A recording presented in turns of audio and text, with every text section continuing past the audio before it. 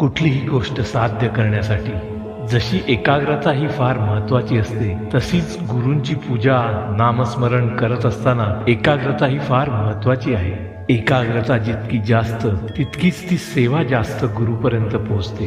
कलियुगात दत्त नाम जपण्याची कोटी पुण्याईनंतर दत्त भक्ती उदित होते. भक्ती म्हणजे परमेश्वरावरील अढळ प्रेम, श्रद्धा आणि आसक्ती होय.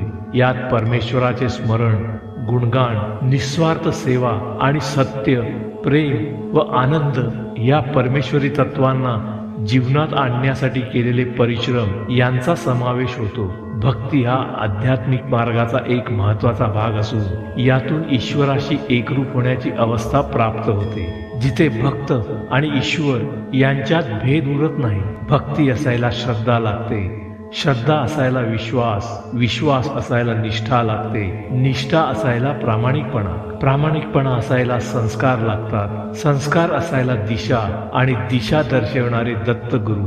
म्हणूनच हा भाग्याचा क्षण सोडू नका. मुखाने दत्त दत्त म्हणा, हा जन्म नाही पुन्हा. दत्त दत्त ऐसे लागले ध्यान, हारपले मन झाले उन्मन. मी तूपणाची झाली बोळवण, एका जनार्दनी श्री दत्त ध्यान.